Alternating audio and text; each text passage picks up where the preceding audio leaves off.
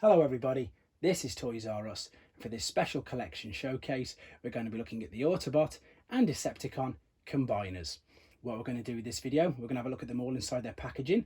I'm going to pick it up and bring them up and have a look at the back, because the artwork on some of these is absolutely fantastic and it wasn't used on the Hasbro packaging either. I'm going to take the top left one over, Tantrum. We're going to open his box and we're going to have a look at all the things that come inside that, because they didn't just come with instructions, they came with collector cards and everything like that. And then what I'll do afterwards, I'll pick up the camera and then we'll go and have a nose at them all a bit more, as I say, up close. So let me grab this one first, purely because, as I've said, these are just fantastic. The artwork, the packaging. So this is a Scramble City. Most of these are Scramble City. I'm not going to be doing the Masterforce ones in the exclusives in this video. This is just the figures you can see in front of you. So for those of you who don't know, the D stood for Destron, 69 was its corresponding number.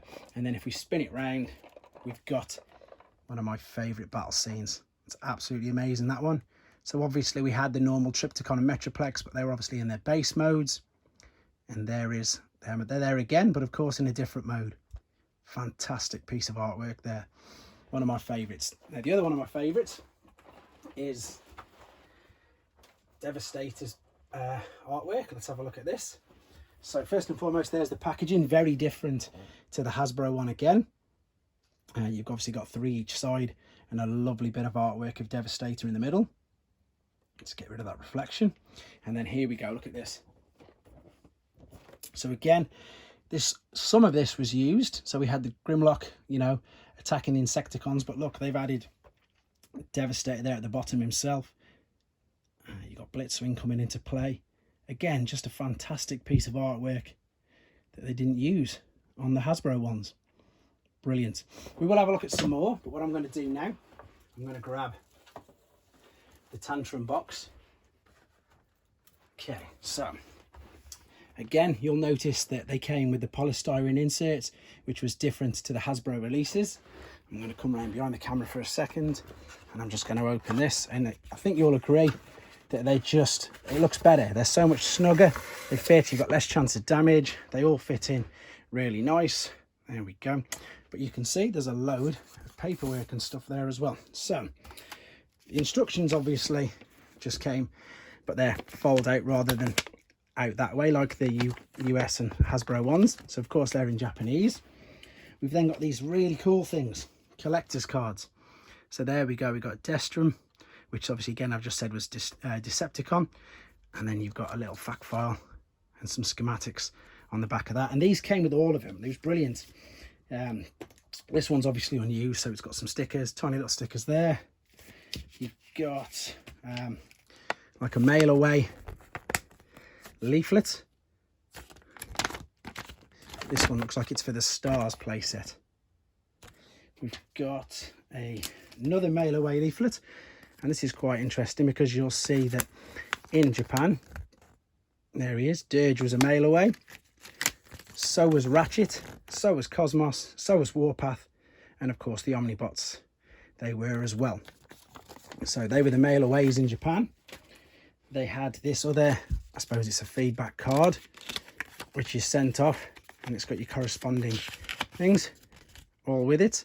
Of course, you've got your tech spec, and then they had this amazing flyer as well. And it's like a flyer stroke checklist. So it opens right out, right up to 1986. That's why Scramble City's there. And for those of you who don't know, Scramble City was the name of a cartoon that they were airing in Japan simultaneously with the Sunbow ones in the rest of the world. So these are all the figures that they had released up to that date. So no real exclusives yet. There we go. That's of course the Autobots. And then on the other side, because there was always less Decepticons in Japan, so you got the checklist on the left hand side, and then the Decepticons along the back. Brilliant. There we go.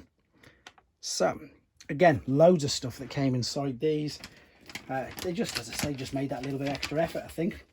What I'm going to do now then, I'm just going to quickly tidy this away so I don't fall over it. I'm going to pick the camera up, and then we're going to go and have a look in detail at the individual boxes like so. So let's go. So there's Lightspeed's box, and I'm lucky enough that he's sealed inside. There's Fireflight, and of course we've got Computer on here. In fact, yeah, this is after 86, isn't it? Let's spin him round carefully and just have a look at the back before we come into them in more detail. That's the more common 1986 battle scene that you'll see.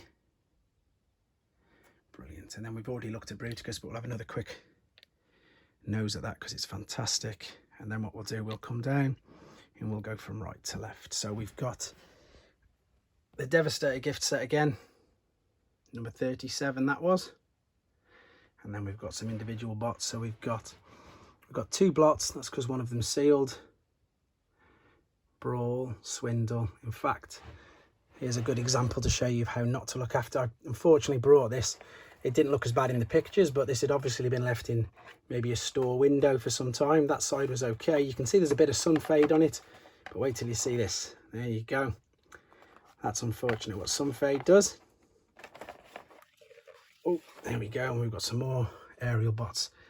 We've got Blades, Slingshot, and then 2 individual Constructicons. And again, artwork on the back, fantastic. There's that Devastator and the Dinobots one. So, Predacons, you've obviously already seen Tantrums. So we've got, of course, Rampage, Dive Bomb, Razor Claw. Here we go. And I was going to say Rhinox, but that's of course not him. Here's an interesting thing. 2,200 yen. I think that's around about a tenner, a bit more than that now in nowadays currency. We've got some more limbs to Protocons, Vortex, Swindle, Blastoff. We've then got what was at the time the exclusive Japanese Predacon gift set. This has obviously been reissued since, but at the time it was the only gift set of him released in Japan. They were all released individually everywhere else, and they weren't even released individually, as you already know, in the UK, because I keep saying it. So this is Onslaught, and same as in the gift set, for those of you who don't know, this has a launching mechanism, which is showing there in the base mode. I've done a video on that, if you want to have a look. It's called an Onslaught of Onslaught, and it actually launches Swindle off the back, so, or whichever car you want to put in front of it. And just because we can, again, there's that amazing battle scene. And then we're going to look at Scattershot quickly. I don't know if this is any different. No, it's just still the standard 86. But there you go. So these are just the Scramble City and the standard combiners. I'm going to be doing videos like this in little pockets and little sections.